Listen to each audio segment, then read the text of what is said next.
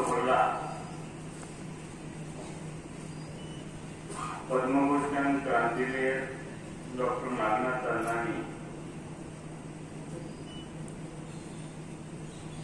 आपल्या साखर कारखान्याचा बॉयलर प्रदीपन हा कार्यक्रम प्रथा पाडली, सुरुवात केली आणि ती प्रथा आणि परंपरा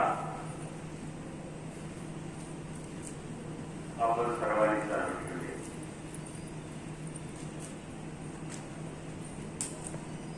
दमाणिया साहेब आणि त्यांच्या मिसेस यांच्या हस्ते या कारखान्याचा पहिला बॉयलर प्रदीपन कार्यक्रम झालेला होता. दमाणिया साहेब म्हणजे कोण, तर जी मशिनरी तयार करतात ती बकॉल्फ कंपनी, त्या बकॉल्फ कंपनीचे ते प्रमुख होते. सूर्योदयाच्या वेळेला आज आपल्या सर्वांच्या उपस्थितीमध्ये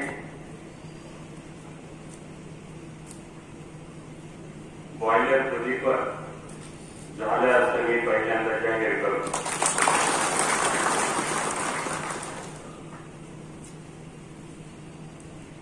आपल्या बॉयलर प्रदीपनाच्या एकूण बघितली परंपरा तर यामध्ये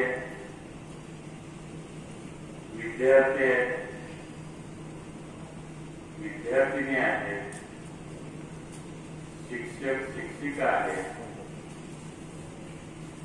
कार्यकर्ते आहेत, आजी माजी डायरेक्टर्स आहेत, अशा सभासद शेतकरी आहेत. अशा सर्वांच्या एकत्रित कामकाजाच्या अनुषंगानं आतापर्यंत आपल्या साखर कारखान्यानं 41 वर्ष ही यशस्वी रीतीनं पार पाडलेली आहे. आणि आता आपण बघितलं असेल 42वा हा आपल्या कारखान्याचा बॉयलर अग्नी बॉयलर प्रदीपन. जनरली काम संपवून 2 ऑक्टोबरला बॉयलर प्रदीपन होत असतात आणि मग या राहिलेल्या आठवड्याभरामध्ये अंतिम हात फिरवणं म्हणतो त्याप्रमाणे मशिनरीच्या ट्रायल्स, टेस्टिंग हे काम चालू राहतं. परवा आपण वर्तमानपत्रामधून वाचलं असेल आपल्या महाराष्ट्रातल्या साखर उद्योगाच्या संदर्भामध्ये मंत्री कमिटी निर्णय घेते. कारखाना सुरू करण्याच्या प्रोग्राम जाहीर करते आणि त्याप्रमाणे नोव्हेंबरच्या मध्याचा मंत्री कमिटीनं हा प्रोग्राम सादर केलेला आहे. आता यामध्ये तर आपल्या सगळ्यांनाच एका गोष्टीची काळजी आहे, चिंता आहे की दसऱ्यानंतर जे मजूर येत असतात त्या मजुरांना, टोळीवाल्यांना, ऊस तोडणी कामगारांना सांभाळायचं कसं. जर आणण्याच्या बाबतीत थोडी हैगय झाली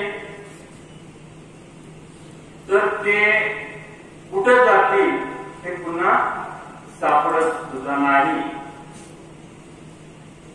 महाराष्ट्र आणि मराठवाड्यातला जो तोडणी मजूर आहे तर तो जिथं जिथं साखर कारखाने चालू आहेत महाराष्ट्रातले त्या त्या ठिकाणापर्यंत तो मजूर कामाला जात असतो. मग तेलंगणा आहे, गुजरात आहे, महाराष्ट्र आहे, कर्नाटक आहे, वेगवेगळ्या ठिकाणी आणि तामिळनाडूमध्ये सुद्धा आहे. तेव्हा अशा परिस्थितीमध्ये कर्नाटक मधला मला वाटतं मंड्या सुरू नाही का, तर तो कारखाना चालू झालाय. बऱ्याच ठिकाणची माहिती घेतल्यानंतर असं कळलं की खाजगी कारखाने सुद्धा कर्नाटकमधले आतल्या बाजूचे ते चालू होतात काही दिवसांमध्ये. अशा वेळेला आपण आपले मजूर सांभाळणं हे खूप महत्वाचं आहे. आणि म्हणून गावागावामध्ये जवळपास आता 30 टोळ्या आलेल्या आहेत.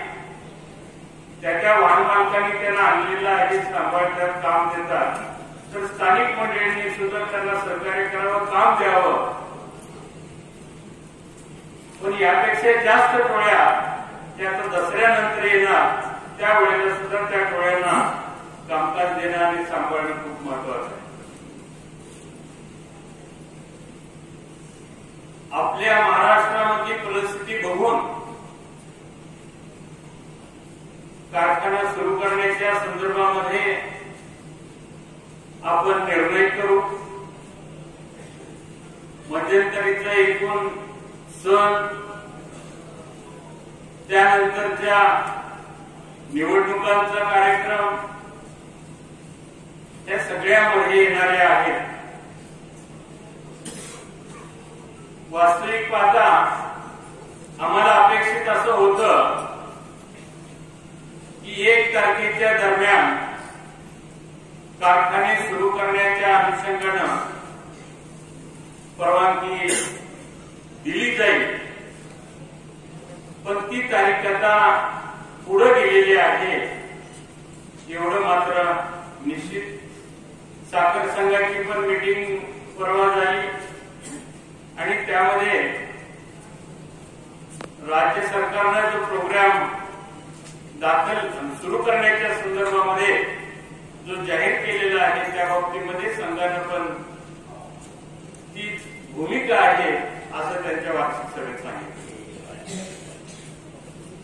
तर येणारा गणेश हंगाम हा तसा खूप महत्वाचा आहे.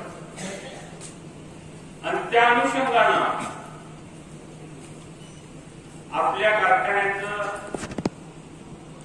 वेगवेगळ्या सेक्शनची काही कामं पूर्ण झाल्यात, काही टेस्टिंग मध्ये चालू आहेत. तेव्हा अगदी काट्यापासून सर्व विभागांच्या कामाच्या संदर्भामध्ये आपल्याला आणखी वेळ मिळालाय. परीक्षा देत असताना आपण पेपर लवकर सोडवून झाल्यानंतर जो वेळ राहतो त्यात पुन्हा जसं चेक करतो, अपुरं उत्तर असतील तर ती पूर्ण करायचा प्रयत्न करतो. त्या पद्धतीनं सर्व कामकाज जे असेल ते आपल्याला पूर्ण करून घेतलं पाहिजे. कारखान्याच्या सुरुवातीपासून शेवटपर्यंत आपला रेट क्रशिंगचा जो आहे तो चांगला ठेवण्याच्या दृष्टीनं आपल्याला दक्षता घ्यायची आहे. एफआरपीचं धोरण जे आहे ते गेल्या काही कालावधीमध्ये जाहीर झालेलं आहे. मात्र या आठवड्यामध्ये इथेनॉल, मग त्याचं सिरपचे रेट, बी हेवीचे रेट, सी हेवीचे रेट, आणखी साखरेचे रेट हे निश्चित होण्याची शक्यता आहे. या संपलेल्या हंगामामध्ये साखर कमी कमी कमी नुसतं वातावरणच केलं गेलं,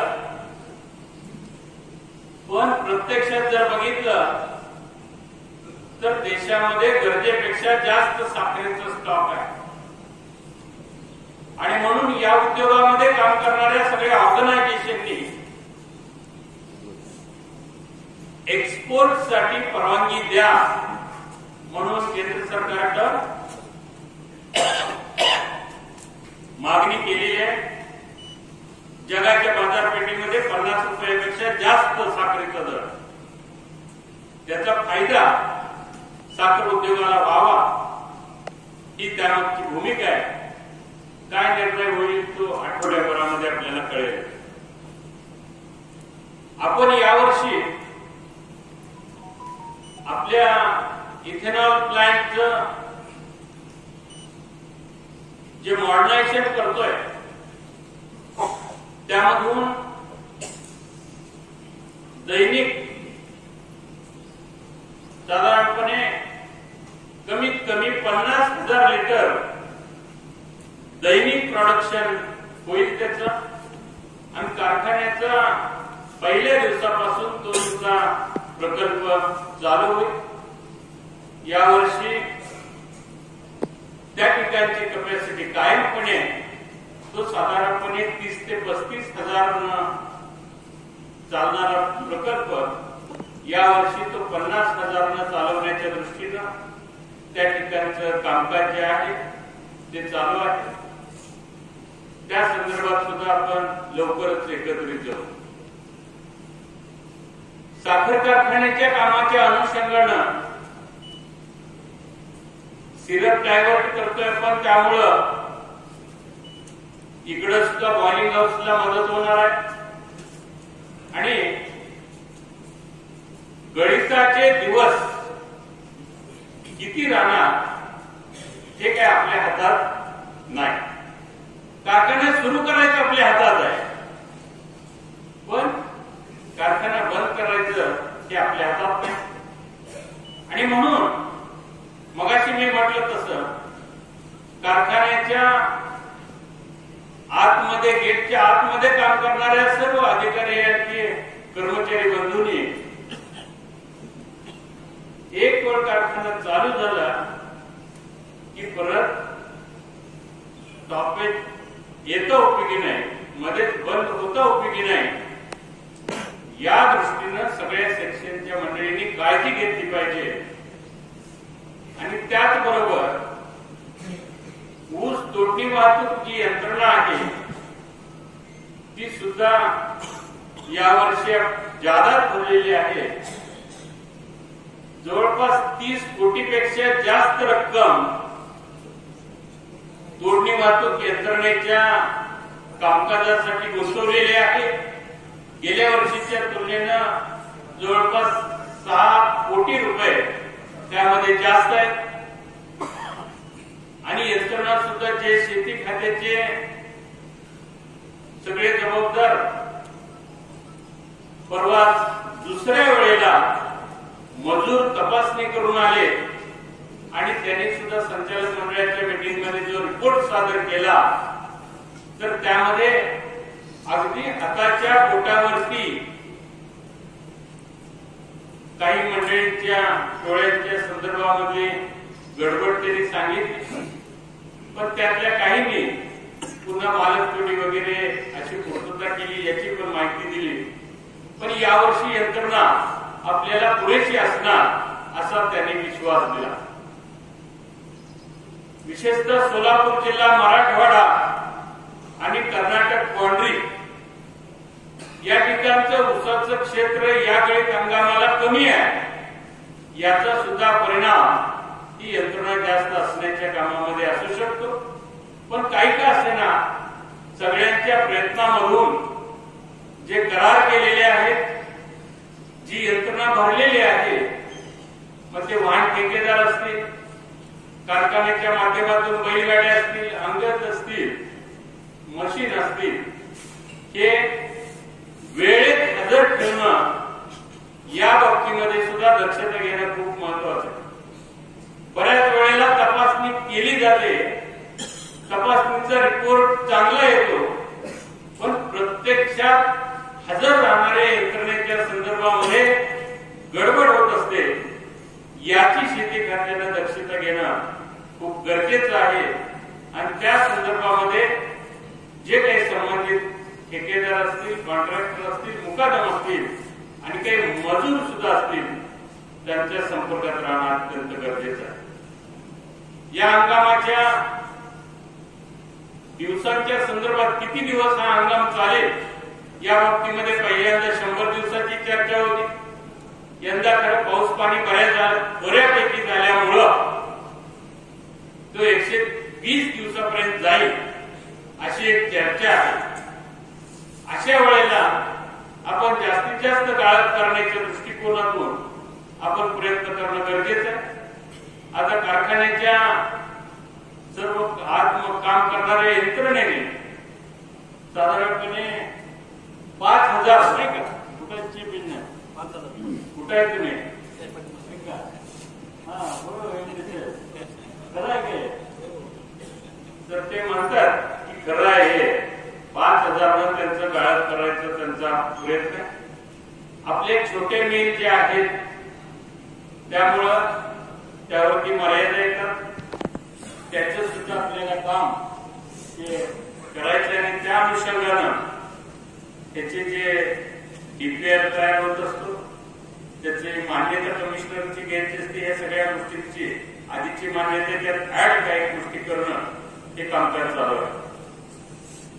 यावर्षी नवीन जी टेक्नॉलॉजी आहे तिच्या माध्यमातून स्टीम कन्झम्पशन कमी करण्याच्या दृष्टीनं फॉलिंग फिल्म जी बाहेरच्या बाजूला मोठी भांडी तुम्हाला जी दिसतात, जे काम चालू आहे उभा करायचं, साधारणपणे 15 दिवस किंवा 3 आठवड्यामध्ये ते काम पूर्ण होईल. त्याच्यामुळं बगेज सेव्हिंगसाठी मदत होईल आणि त्याचा फायदा कारखान्याचा बगेज जास्तीत जास्त शिल्लक राहील. ऑफ सीझन मध्ये सुद्धा इथेनॉल प्लांट चालू ठेवण्याच्या दृष्टीनं त्याचा उपयोग होईल.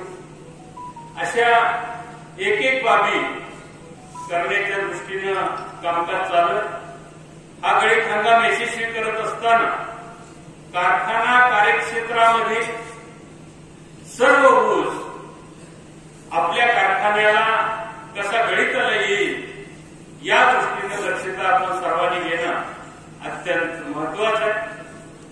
ज्या पाणी पुरवठा योजना कारखान्याच्या आर्थिक सहकार्यातून झालेल्या आहेत त्या संदर्भामध्ये सुद्धा गेल्या वर्षी एकूण सगळा मिळून जवळपास 400-500 एकर एवढा ऊस बाहेर गेलेला होता.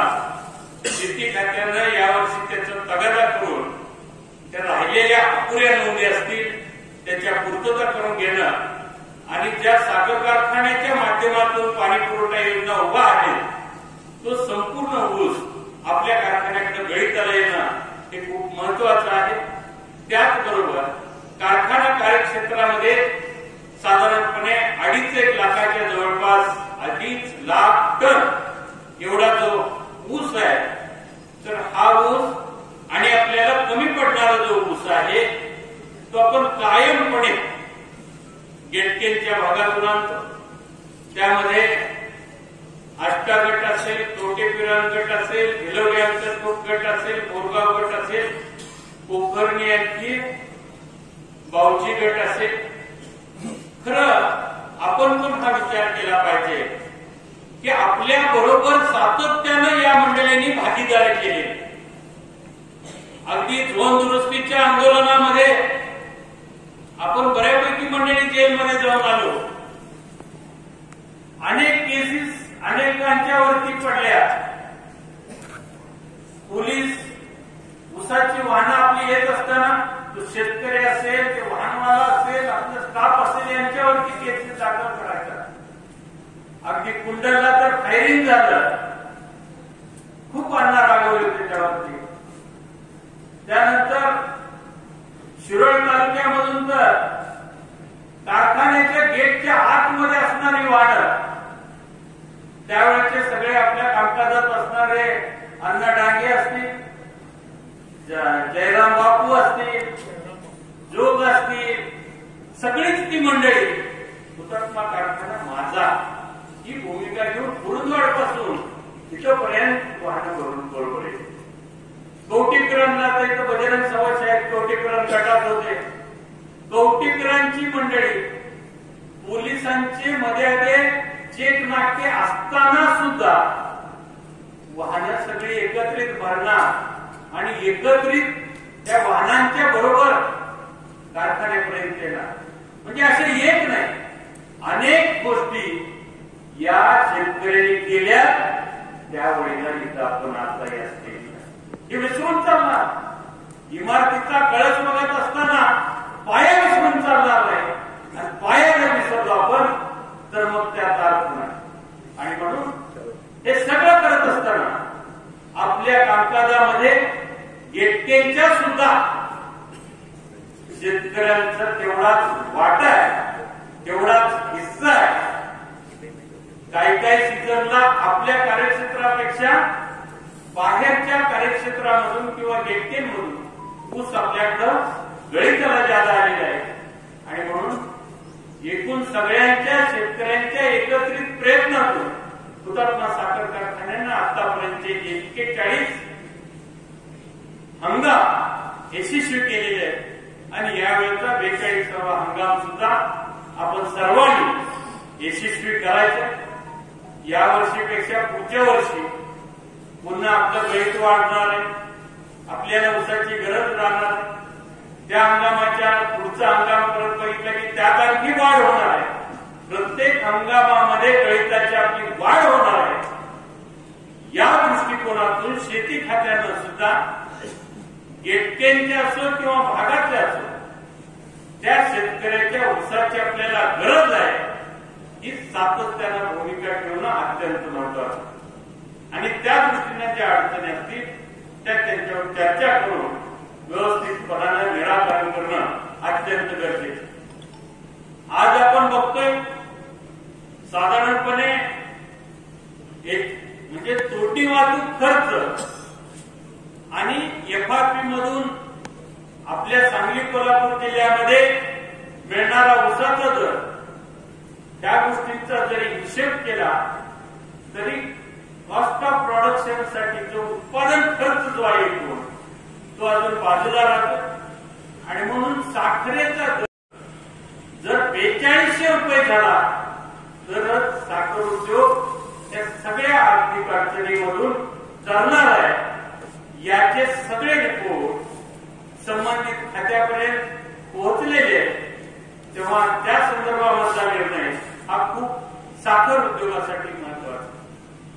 अशा वेळेला वेगवेगळ्या बाय प्रॉडक्टच्या संदर्भामध्ये सुद्धा परवा चर्चा झाली. त्याचे सेमिनार पुण्यामध्ये झाले. साखर आयुक्तांनी काही गोष्टीचे सेमिनार घेतलेले होते. आणि म्हणून सीएनजीच्या संदर्भामध्ये सुद्धा साखर आयुक्त कार्यालयाचं तगादा आहे. पण त्याचबरोबर आपल्याकडं आता गॅस जनरेट होतोय त्याच्यात प्युरिफायर करून प्युरिफिकेशन करून पुढं त्याचं इंधन हे वाहनांच्यासाठी म्हणून सीबीजी तयार करण्याच्या दृष्टिकोनातून आपण त्या संबंधितांच्यावर बोलतोय. काही कंपन्यांची माहिती गोळा करायचं चाललेलं आहे. आणि आपल्याकडे जो डायजेस्टर आहे तो कसा वर्षभर. माझा एकच प्रश्न त्या मंडळींना आहे की आपल्याकडे जोपर्यंत स्पेंटवॉश आहे तोपर्यंत आपण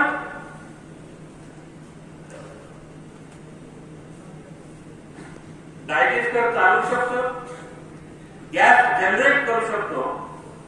पण इथेनॉल प्लांट बंद झाल्यावरती काय तेव्हा बघा विचार करा. आतापर्यंत जे मोलॅसिस होतं त्याची किंमत नव्हती, त्या मोलॅसिसला किंमत आहे. इथेनॉलचे इंधन जो स्पेंटवॉश कशी त्याची विल्हेवाट लावली जायची त्याच्यापासून गॅस जनरेट होते, व्होल्टेज तयार होते. प्रेसमड आहे, तर त्या प्रेसमड पासून सुद्धा सीबीजी तयार होतोय, गॅस तयार होतोय, तो इंधन म्हणून वापरणार आहे. अशा अनेक ज्या टाकाऊ गोष्टी आहेत याचा सुद्धा उपयोग निरनिराळे गोष्टींसाठी होतोय. यासाठी सुद्धा आपण मागे राहून चालणार नाही, याची सुद्धा माहिती घेण्याचं काम चालू आहे. आणि यासाठी मला वाटतं 5 तारखेला 5 तारखेला 5 तारखेला या संदर्भामध्ये त्या लोकांना सुद्धा बोलवले की बाबा काय तुमचं लिटरेचर आहे ते पण आपण मागवतोय आणि आपल्या कॅपॅसिटीला काय सूट होत आहे त्याचा सुद्धा अभ्यास चालू आहे. असं सगळ्या पद्धतीनं पर टन उत्पन्न वाढवण्याच्या दृष्टिकोनातून आपला प्रयत्न चालू आहे. आणि त्याचबरोबर खर्च कमी करण्याच्या अनुषंगानं जे प्रयत्न चालू आहेत, तर त्यासाठी मात्र कारखान्याच्या मंडळींनी अधिक बारकाईने बघणं अत्यंत गरजेचं आहे. कॉस्ट ऑफ प्रोडक्शन कमी करण्याच्या संदर्भात 1 महिन्यापूर्वी त्यांनी एक मीटिंग झाली, त्यामध्ये निर्णय घेतला. पण त्याचं अजून बारकाईनं नियोजन करणं आणि प्रत्यक्षात त्याचे रिझल्ट येणं हे खूप महत्वाचं आहे. त्यामध्ये आमचा जोडणी वाहतुकीचा खर्च गेल्या वर्षी आपला जवळपास 850 रुपये गेला. महाराष्ट्रामध्ये सर्वात कमी तोडणी वाहतूकचा दर हा आपला, आणि त्यामुळं शेतकऱ्याला काय होतं, जादा पैसे. पण त्या सगळ्या गोष्टींची गट्टी तोडणी आणि वाहतूक मंडळींनी केली आणि परवडत नाही. या बाबतीमध्ये खूप सारखा कारभार चालू झाल्यानंतर मग त्या बाबतीमध्ये दर वाढवलेले आहे आणि त्याच्यामुळं जवळपास 200-250 रुपयाचा फटका हा पर टन तोडणी वाहतुकीच्या खर्चात वाढ होते.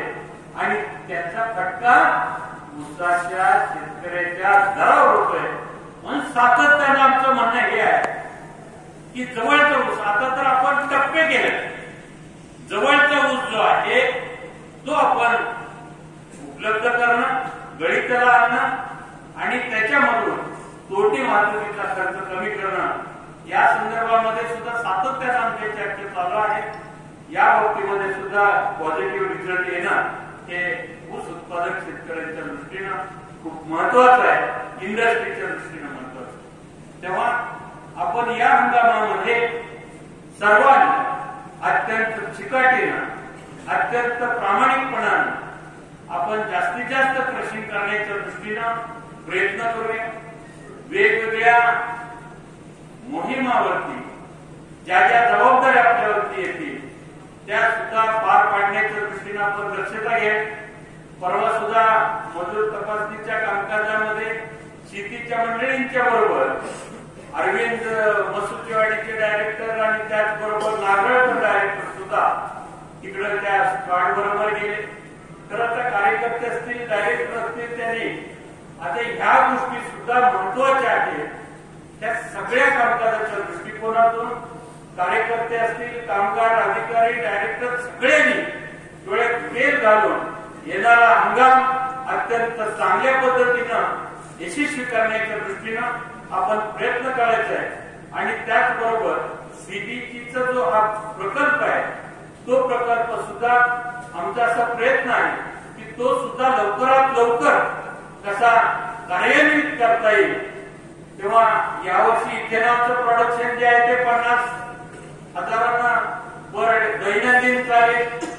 कारखान्याचं गणित जे आहे ते 5,000 दैनिक चालवण्याच्या दृष्टीनं कारखान्याच्या काम करणाऱ्या सगळ्या यंत्रणेने ठरवलेले आहे. आणि त्याचबरोबर सीबीजीचा प्रकल्प कसा लवकर कार्यान्वित होईल या दृष्टीनं सुद्धा कारखान्याचा प्रयत्न आहे. आपल्या सर्वांच्या सहकार्यामुळे आतापर्यंत हे सगळं कामकाज चालू आहे. भविष्यामध्ये सुद्धा आपण आपल्या जबाबदाऱ्या योग्य पद्धतीनं पार पाडाव्यात एवढंच आवाहन करतो आणि मी इथं थांबतो.